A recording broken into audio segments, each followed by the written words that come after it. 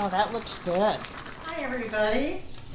Today I'm going to make a really delicious, unique, and Caribbean stew. Now, Grenada is a beautiful island in the Caribbean, which I visited a few times over 40 years ago, and I spent a few weeks both times. It is absolutely the most beautiful place I've ever been. It's like a jungle in many places. The vegetation is just overwhelming, hills, and they have a wonderful way of cooking. They season their food so well, and they season it for hours before they actually cook it. And they do have a national dish it's called an oil down, and it has breadfruit in it. And I don't have access to any breadfruit. They have saltfish sometimes, all kinds of different additions and fresh vegetables that I can't find. I'm not making that. I'm not trying to mimic that. I just am making my own version of like a tropical Caribbean stew.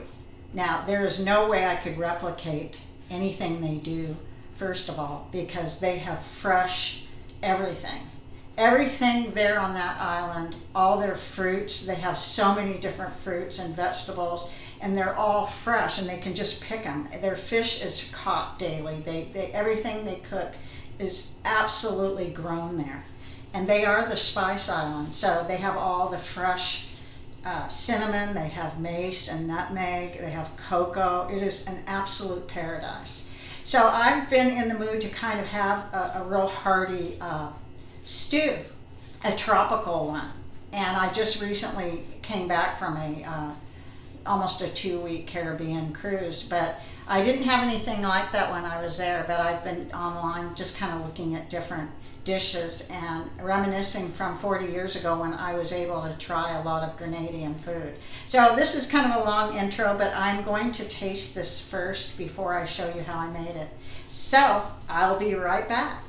Calling this my mishmash Caribbean stew because it is just a combination of a lot of different vegetables I put in. I use chicken, and there is a leafy plant in Grenada called callaloo, and they also have a dish that's made with callaloo, and there's no way I could find that here, so I use some collard greens to kind of, like I said, I'm not mimicking the oil down, but it's kind of like that in a way because they cook it in coconut milk, and I combined coconut milk and coconut water and chicken broth. I did my own thing here, but I'm just going to taste the broth right now in front of you, okay?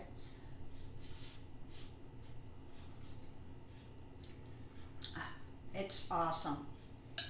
And it has these spinners. I did do the Jamaican style dumpling. Like I said, this is just a mishmash, but it tastes amazing.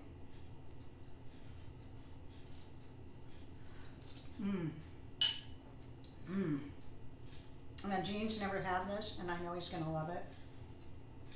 I hope somebody likes it by watching my video and tries it. It is really, really good. So I hope you've enjoyed watching this, and I hope that someone gives it a try and lets me know what you think of it. Thanks so much for watching. I really appreciate it.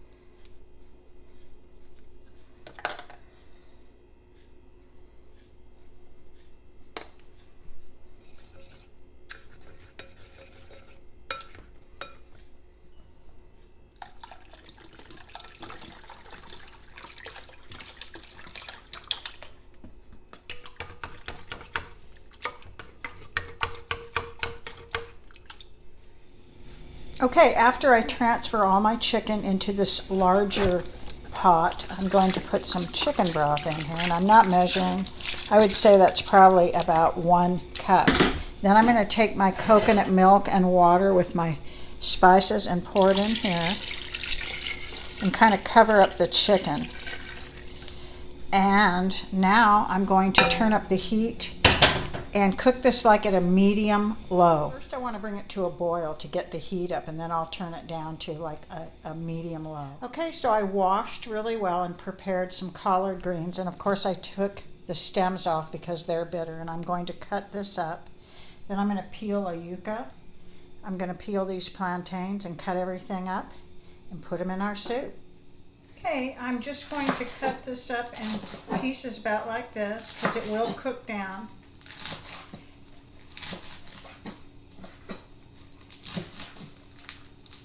You can roll it up however you want to do it. But you do want to take those large stems out because they are bitter. So after you wash this really well and cut it, you just set it aside.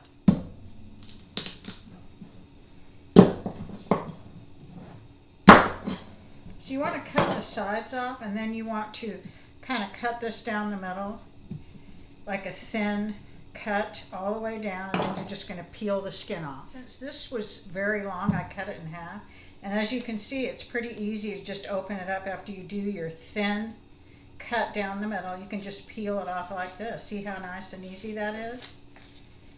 So I'm going to finish peeling these and I'll be back. That's how easy it is once you just cut it down the middle. See how nice it comes off so easily. There we go. Then you're going to cut it down the middle again. And then you're going to cut it down the middle. And any strings that you might see, you can just pull out. Okay, here's our soup. You can see it's boiling now. And that's what you want. So I'm going to turn it down right now. I'm going to cover it and turn it down to like a medium low and let it just cook for a while I get the vegetables ready that I'm going to put in. I'm going to show you, I don't know if you can see, but there is some stringiness right here in the middle. And I'm just going to cut that out. If I don't cut it out now, you'll cook it and you'll have to cut it out before you eat it. So there. Okay, this is a really good example where's that string, see? You want to get rid of that. I was lucky to just cut it in the right spot. But you want to cut it this way and you want to get these stringy things out. So after I sliced them all up and took the strings out, I washed them. I did wash them before I peeled them too, the skins. Now you just want to cut them in like bite-sized pieces. They're hard, so anyway, I'm going to do this off camera. I'm just going to cut these in pieces right about here. And I'll be back. Now it's time to get the plantain ready. So you just cut the ends off, and you want green plantain. We're not going to fry it. We're just going to cut these up and put them in our soup. So I'm cutting this open, peeling it pretty much the way I showed you how to do the yucca, only this is a totally different, this is a fruit, but see? And I'm going to do that with these two, and then I'm going to cut these in bite-sized pieces. Well, about like this, right about like this. And so, like I said, these are meant to be boiled in soups. When they're really ripe, you can fry them and they're sweet. Okay, this has been cooking about 30 minutes. Now I'm going to add all my vegetables and my plantain. So here's our plantain and yucca.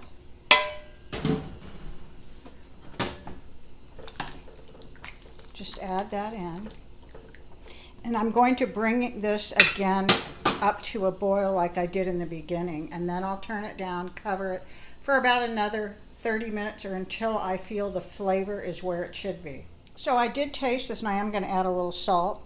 Now the curry has salt in it, but I don't like to add any until it's at this point so I can try it and see if it's how it should be.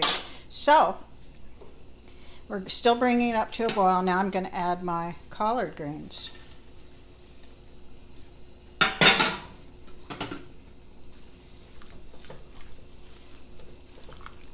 This is all going to cook down. So I'm just waiting for it to come to a boil, and then I'm going to turn it down to a simmer and check it in about a half hour.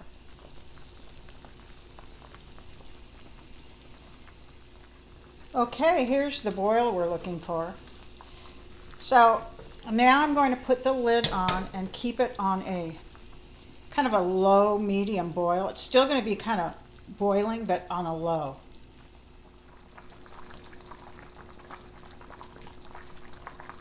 Okay, this I've had cooking about an hour and a half, and it is ready. It could have cooked an hour. It just depends on how you like it and the flavors. And it has a very, very delicious, kind of a nutty flavor with a little mild sweetness.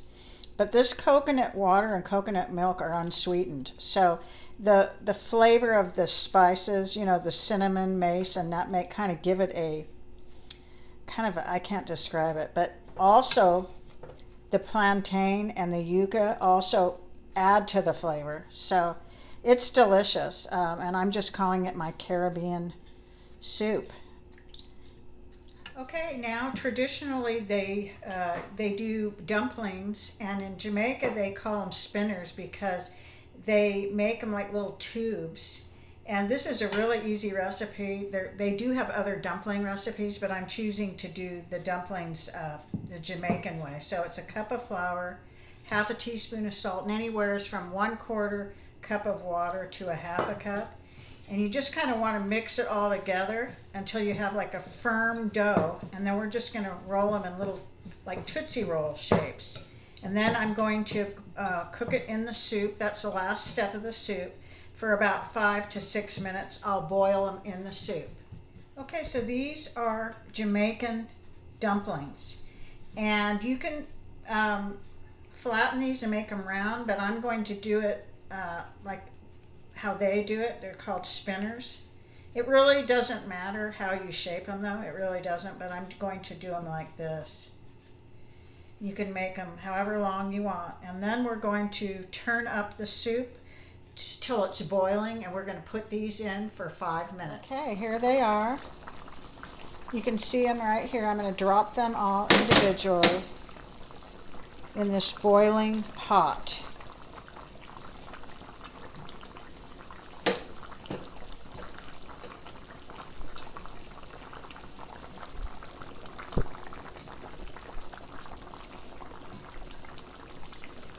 Now you can add different seasonings to the dumplings if you want, but I didn't because this soup has a lot of spice in it already, and I chose not to. So I'm going to put the lid on.